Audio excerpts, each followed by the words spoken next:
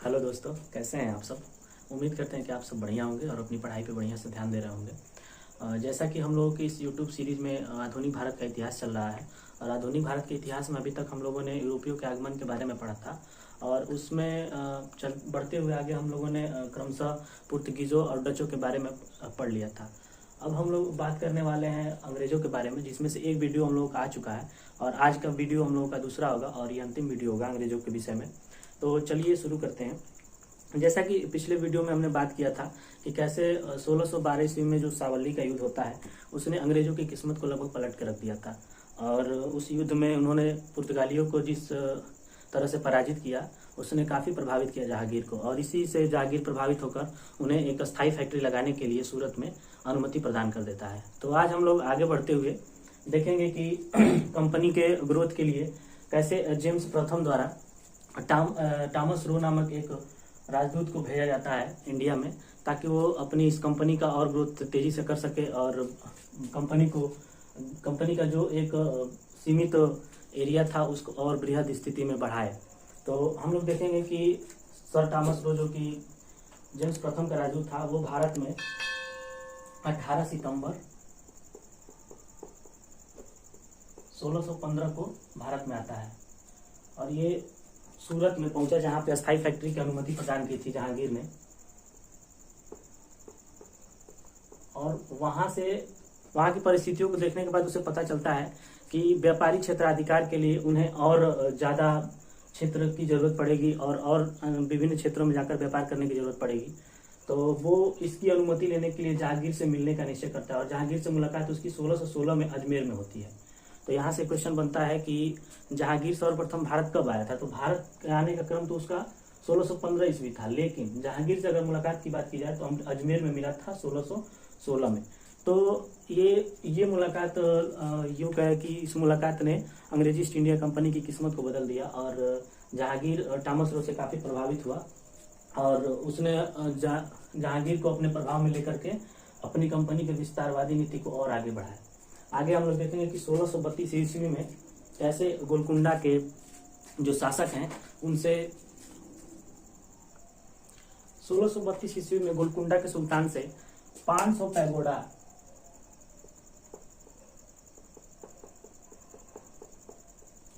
Pagoda देकर के उन्होंने वहां पे अपना व्यापारिक एकाधिकार जमा लिया। और चूंकि गोलकुंडा व्यापारिक दृष्टि से काफी महत्वपूर्ण जगह थी, तो जैसा कि हम लोग देख सकते हैं कि गोलकुंडा हाथ में आ जाने के बाद अंग्रेजों की स्थिति और मजबूत हो गई। उसके बाद 1633 में उन्होंने पूर्वी तटों पर क्रमशः बालासोर हरिहरपुरा में भी अपने कारखाने स्थापित किए। तो हम लोग देख रहे हैं कि अंग्रेजों की विस्तारवादी नीति टॉमस रो के आने के बाद काफ़ी तेज गति से आगे बढ़ी और इसी क्रम में उन्होंने 1639 में मद्रास को पट्टे पर ले लिया और इसका श्रेय फ्रांसिस डे को जाता है, क्योंकि फ्रांसिस डे ने ही चंद्रगिरी के राजा से मद्रास को पट्टे पर लिया था और वहां पे एक फोर्ट की स्थापना की थी जिसे सेंट जॉर्ज फोर्ट के नाम से भी जाना जाता है। तो यहाँ से क्वेश्चन बनता है कि सेंट जॉर्ज फोर्ट की स्थापना किसने कराई थी। तो फ्रांसिस डे के नेतृत्व में इस फोर्ट की स्थापना हुई थी और ये मद्रास को पट्टे पर लेकर की गई थी और ये चंद्रगिरी के राजा से प्राप्त किया गया था और चंद्रगिरी के राजा से ये 12,000 रुपए वार्षिक किराया देकर के प्रदान किया गया था चंद्रगिरी के राजा द्वारा। तो यहाँ पे 1639 में इन्होंने जो फोर्ट की स्थापना की, ये क्वेश्चन यहाँ से काफ़ी ज़्यादा बनता है और कई बार आप लोगों को मिलान कराने के लिए भी आ जाता है। तो इसको हम लोग ध्यान रखेंगे कि फ्रांसिस डे मद्रास को पट्टे पर लेता है चंद्रगिरी के राजा से और वहाँ पे सेंट जॉर्ज फोर्ट की स्थापना करता है और बदले में वे चंद्रगिरी के राजा को 12,000 रुपये वार्षिक किराए के रूप में प्रदान करता है। तो ये इंपॉर्टेंट क्वेश्चन है। उसके बाद हम लोग देखेंगे कि 1651 में जो बंगाल के सूबेदार थे सासुजा, उन्हें 3,000 रुपये वार्षिक प्रदान करके एक विशेषाधिकार प्राप्त कर लिया व्यापार के क्षेत्र में। ये भी काफ़ी टर्निंग पॉइंट था कि अब अंग्रेज मद्रास क्षेत्र से आगे बढ़ते हुए कोलकाता क्षेत्र में या यूँ कहें कि बंगाल के क्षेत्र में प्रवेश कर लेते हैं और वहाँ के सूबेदार से 3,000 रुपये वार्षिक प्रदान करके व्यापार का विशेषाधिकार प्राप्त कर लेते हैं। तो यहाँ पे अधिकार जमाने के बाद, व्यापारिक अधिकार जमाने के बाद वो लोग कोलकाता के क्षेत्र में भी अपना व्यापार जमाना प्रारंभ कर देते हैं। उसके बाद आगे बढ़ते हुए एक ऐतिहासिक घटना घटती है। बात 1661 की है। 1661 ईस्वी में ये शुभ विवाह होता है। हम लोग ध्यान रखेंगे, यहाँ से क्वेश्चन बनता है। 1661 ईस्वी में जो पुर्तगाल की राजकुमारी कैथरीन और जो ब्रिटिश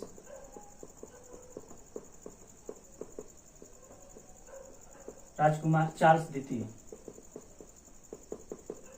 के बीच में विवाह संपन्न होता है और बदले में पुर्तगीज उन्हें मुंबई नामक एक टापू प्रदान करते हैं, या यूं कहें कि दहेज के रूप में ब्रिटिशर्स को दहेज के रूप में, या चार्ल्स द्वितीय को दहेज के रूप में मुंबई नामक एक टापू प्राप्त होती है। और यही टापू आगे चलकर सन 1668 में चार्ल्स द्वितीय इसे किराए के रूप में ईस्ट इंडिया कंपनी को सौंप देते हैं। तो यहाँ से क्वेश्चन बनता है कि जो ईस्ट इंडिया कंपनी थी उसको मुंबई किस वर्ष मिला।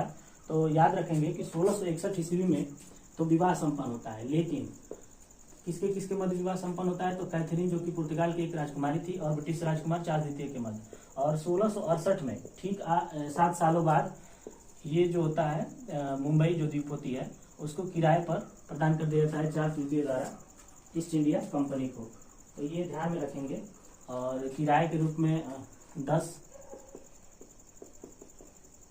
10 पाउंड वार्षिक के रूप में लिया जाता है चार्ल्स द्वितीय द्वारा।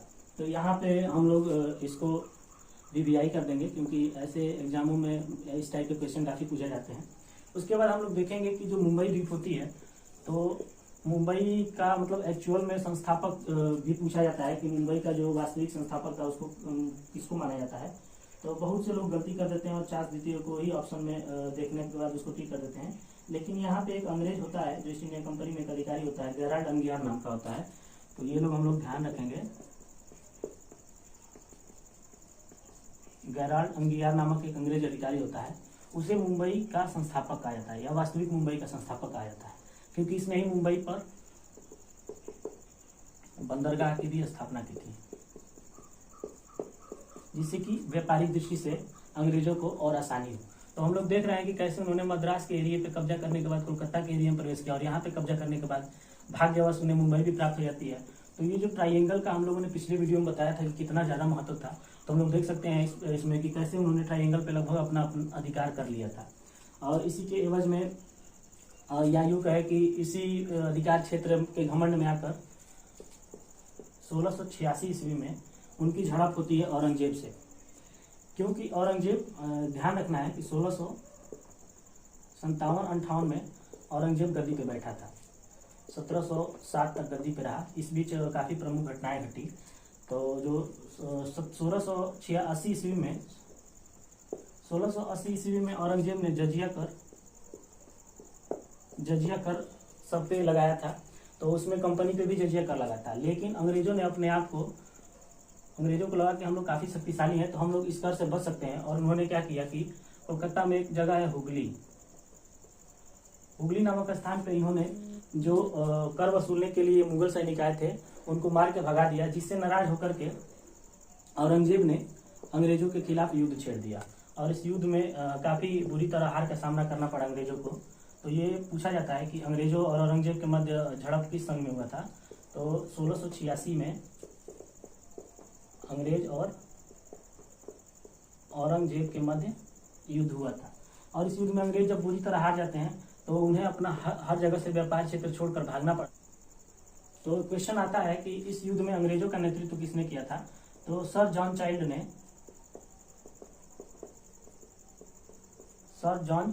ने अंग्रेजों का नेतृत्व किया था, लेकिन उन्हें बुरी तरह हार का सामना करना पड़ा। तो ये इंपॉर्टेंट है, यहाँ से क्वेश्चन बनते हैं, तो इसको हम लोग ध्यान में रखेंगे। आगे हम लोग देखते हैं कि अंग्रेज समझ जाते हैं कि अभी उनकी शक्ति इतनी ज़्यादा नहीं हो गई है कि वे लोग सीधे सीधे मुगलों को चुनौती दे सके। तो उन्होंने नरम प्रक्रिया अपनाई, या यूँ कहें कि नरमवादी प्रक्रिया अपनाई, और जाकर के वे लोग औरंगजेब से माफ़ी मांगते हैं, जिस पर औरंगजेब उन्हें माफ़ भी कर देता है और 1.5 लाख रुपए हजारा लेकर उन्हें पूरा व्यापार की छूट प्रदान कर देता है। तो ये एक यूँ कहे कि भारी भूल थी औरंगजेब की, उसे नहीं पता था कि ये लोग फिर से पलटवार करेंगे। यूँ कहे कि मौके की ताक में अंग्रेज भी थे। जैसे तैसे करके उन्होंने समझौता किया और 1.5 लाख हर्जाने के रूप में औरंगजेब को प्रदान किए और औरंगजेब ने उन्हें व्यापार की अनुमति प्रदान कर दी। उसके बाद एक घटना घटती है 1698 में, जो बंगाल के सूबेदार होते हैं अजीमुल शाह, वो अंग्रेजों को 3 गांव में व्यापार करने की छूट, या यूं कहे कि 3 गांव प्रदान करते हैं व्यापार करने के लिए। 3 गांव की जमींदारी अंग्रेजों को सौंपी। वो 3 गांव कौन थे? सुल्तानाती, कोलिकाता, गोविंदपुर।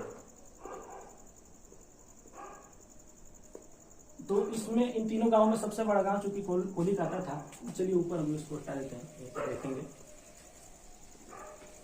बड़ा गांव कोलिकाता था, इसीलिए कोलिकाता के नाम से एक कलकत्ता शहर की नींव पड़ती है। और जो जाब चरनाक नाम का एक अधिकारी था अंग्रेज,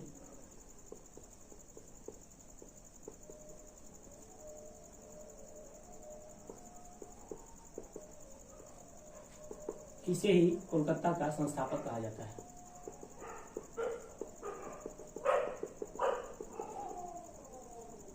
इसे कोलकाता का संस्थापक कहा जाता है। तो हम लोग देखते हैं कि कोलकाता की स्थापना करने के बाद यहाँ से क्वेश्चन आता है कि किस सन में उन्होंने कोलकाता की स्थापना की। तो 1698 में इन्हें 3 गांव की जमींदारी प्राप्त हुई थी और जाब चरनाक ने कोलकाता शहर की स्थापना की थी। और 1700 ईस्वी में यहाँ पर एक प्रसिद्ध फोर्ट का निर्माण होता है, जिसे फोर्ट विलियम की संज्ञा दी जाती है या फोर्ट विलियम के नाम से जाना जाता है। फोर्ट विलियम, तो ये इंपॉर्टेंट क्वेश्चन है।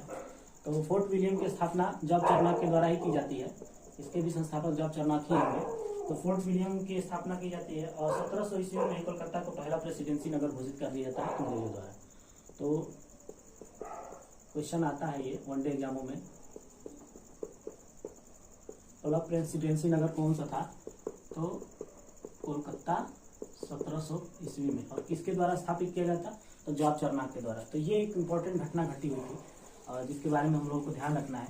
उसके बाद एक बहुत यूँ कहे कि मुगलों के लिए बुरी घटना घटती है और अंग्रेजों के लिए या उनके व्यापार के लिए अच्छे से दरवाजे खोलने वाली एक घटना घटती है। होती है घटना 1707 में, जब औरंगजेब की मृत्यु हो जाती है। और औरंगजेब की मृत्यु के बाद हम लोगों ने देखा है मुगलों के इतिहास में कि औरंगजेब की मृत्यु के बाद ऐसा कोई भी मुगल शासक नहीं आया जो अंग्रेजों के सामने टिक पाया। तो इसकी मृत्यु हो जाने के बाद लगभग मुगलों का पतन, यूँ कहे कि पतन की शुरुआत शुरू हो गई थी। तो औरंगजेब की जब 1707 में मृत्यु हो जाती है, उसके बाद 1713 में फारुखसियर गद्दी पर बैठता है। बीच में और लोग भी बैठे थे लेकिन उनसे कोई क्वेश्चन नहीं पूछता है। और अगर उनके बारे में डिटेल जानना हो तो हम लोग जब मध्यकालीन भारत का इतिहास पढ़ेंगे तो उसमें हम लोग देख लेंगे। तो फारुखसियर जब 1613 में बैठता है, 1713 में बैठता है और ये 1719 तक रहा। चूंकि इसका कार्यकाल बहुत छोटा था, लेकिन अपने इस छोटे से कार्यकाल में ही इसने अंग्रेजों को लगभग वो प्रदान कर दिया जिससे कि आने वाले भविष्य में अंग्रेजों का पूरे इंडिया पे राज करना लगभग तय हो गया था। तो 1713 में फारुखसियर गद्दी पे बैठा और 1716 ईस्वी में फोड़े की वजह से इसकी हालत खराब हो गई थी और इसके जो दरबार में रहने वाले वैद्य थे वो लोग अच्छे से इलाज नहीं कर पा रहे थे। कुछ समय बाद अंग्रेजों को लगा कि हम लोग अपने यहाँ से एक सर्जन को बुला के अगर इसको ठीक करवा देते हैं तो हो सकता है कि फारुखसियर खुश होकर के हम लोगों को कुछ और गाँव की जमींदारी प्रदान कर देगा। तो इसी क्रम में हम लोग देखते हैं कि फारुखसियर का सर्जरी करने के लिए वो लोग जॉन सरमन नामक एक सर्जन को बुलाते हैं और उसकी सर्जरी से ये ठीक हो जाता है। और इससे खुश होकर के 1717 में फारुखसियर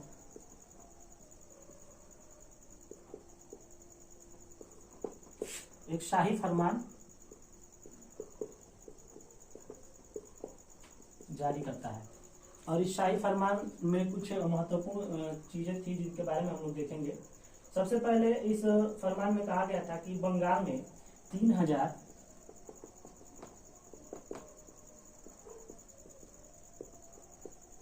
3,000 वार्षिक किराए पर आप लोग व्यापार करने का एकाधिकार प्राप्त कर सकते हैं। उसके बाद कलकत्ता के आसपास 38 गांवों को खरीदने का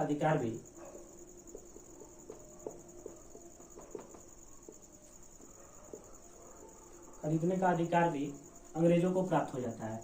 अब एक दो और महत्वपूर्ण चीजें थी, जैसे कि मुंबई में, जैसा कि हमने बताया था कि 1661 में दहेज में मिलने के बाद 1668 में अंग्रेजी ईस्ट इंडिया कंपनी की जो प्रभुसत्ता थी वो मुंबई पे हो जाती है। और मुंबई में उन्होंने एक टकसाल स्थापित किया था जिसमें तांबे के सिक्के बनाए जाते थे, और उन सिक्कों की मान्यता फर्रुखियत प्रदान कर देता है कि पूरे मुगल शासन में या पूरे मुगल साम्राज्य में ये जो टकसाल में सिक्के बनाए जाते थे उनको पूरे मुगल साम्राज्य में चलाया जा सकता है, या उनकी मान्यता प्रदान कर दी। उसके बाद हम लोग आगे देखते हैं कि सूरत में 10,000 वार्षिक कर देने पर या 10,000 वार्षिक रुपए देने के एवज में कंपनी को आयात निर्यात को कर से मुक्त कर दिया गया। तो ये 2-3 पॉइंट हैं जिनके बारे में बड़े एग्जामों में पूछा जाता है, क्योंकि वनडे एग्जामों में इससे क्वेश्चन कम बनते हैं, लेकिन हम लोग पूरे जो वनडे एग्जाम है या पीसीएस लेवल के एग्जाम उनके बारे में भी टारगेट करके लेकर चल रहे हैं। तो इसके बारे में हम लोग देखेंगे कि ये जो पॉइंट है इससे रिलेटेड आ जाते हैं और पूछ देता है कि इनमें से कौन सा असत्य है या सत्य है, और उसमें आप लोगों को ये चीज़ें ध्यान में रखना जरूरी है, तभी आप लोग सही आंसर कर पाएंगे। तो सूरत में 10,000 में पूरा व्यापार में कर की उनको छूट मिल जाती है और व्यापार करने का अधिकार प्रदान कर दिया जाता है। तो ये जो फर्रुखियत ने 1717 में अंग्रेजों के लिए जो फरमान जारी किए थे, ये उनके लिए एक तरह से समझ जाए कि लगभग उनका जो व्यापारिक एकाधिकार था उसकी शुरुआत हो गई थी। और पुर्तगालियों को इन क्षेत्रों में लगभग शुरू से ही हम लोग देख रहे हैं कि 61 से ही उन लोगों को पीछे हटना पड़ रहा था, और धीरे धीरे करते हुए 1717 तक जब ये फरमान जारी हो जाता है उसके बाद तो लगभग पुर्तगीजों की शक्ति ना के बराबर या यूं कहें कि कम ही हो जाती है। तो आगे हम लोग पढ़ेंगे देखेंगे और आगे इतिहास में कि कैसे फिर 1750 के बाद अंग्रेजों की शक्ति और बढ़ जाती है। 1757 में वो लोग प्लासी का युद्ध लड़ते हैं, 1764 में बक्सर का युद्ध होता है, और इन दोनों युद्धों ने लगभग ये तय कर दिया कि अब अंग्रेजों का ही वर्चस्व पूरे भारत में रहेगा, या यूं कहें कि अंग्रेजों की ही सत्ता भारत में चलेगी, क्योंकि इन्होंने व्यापार के साथ साथ राजनीतिक हस्तक्षेप भी करना प्रारंभ कर दिया था। उसके बाद जो 1765 में इलाहाबाद की संधि हुई थी उसने तो ये लगभग तय कर दिया कि अब जो अंग्रेजों का प्रभुत्व है वो कंपनी के माध्यम से ही नहीं, लगभग वो शासन व्यवस्था भी यहाँ उनके हाथों में जाने वाली है। तो आज का हम लोगों का यही वीडियो यहीं पे अंत होता है, और हम लोगों ने भारत में अंग्रेजों के आगमन के बारे में चर्चा कर लिया। आगे हम लोग डेन के बारे में पढ़ेंगे और उसके बाद फ्रांसीसियों के बारे में चर्चा करेंगे। तो इसके बारे में हम लोग अगले वीडियो में बात करेंगे, लेकिन उससे पहले हम लोग देख लेंगे कि जो डेन वाला चैप्टर है वो काफ़ी बड़ा नहीं है, 2-3 पॉइंट ही आते हैं डेन से क्वेश्चन, जो कि मतलब 2-3 लाइन में कंप्लीट हो जाएंगे। तो हम सोच रहे हैं कि इसी वीडियो में इसको कंप्लीट कर दें, क्योंकि हमारा वीडियो 1-2 दिन लेट हो गया, ये कुछ तकनीकी प्रॉब्लम थी हमारे साथ, इसीलिए ये वीडियो लेट हो गया। अब उम्मीद करते हैं कि आगे से अब ऐसा लेट नहीं होगा। तो हम लोग अब बात कर लेते हैं जो 2-3 पॉइंट है डेन के बारे में। तो सबसे पहले डेन के बारे में हम लोग देखेंगे कि ये लोग 1616 में भारत में प्रवेश करते हैं। उसके बाद 1620 में डेन अपनी पहली फैक्ट्री त्रावणकोर में स्थापित करते हैं। तीसरा पॉइंट हम लोग देखेंगे कि 1676 में इन्होंने अपनी दूसरी फैक्ट्री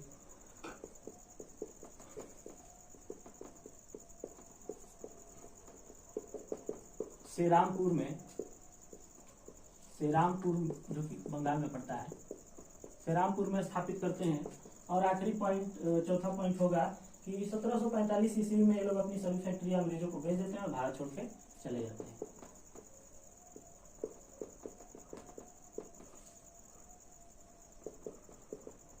तो 1745 में ये लोग अपनी सभी कंपनियां भारत में अंग्रेजों को सौंप देते हैं, या यूं कहें कि बेच देते हैं, उसके बाद भारत छोड़ के चले जाते हैं।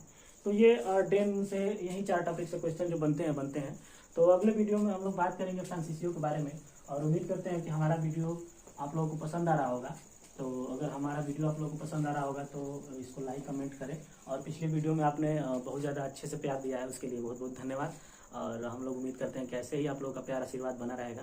तो चलिए, ख्याल रखिए अपना, टेक केयर, बाय।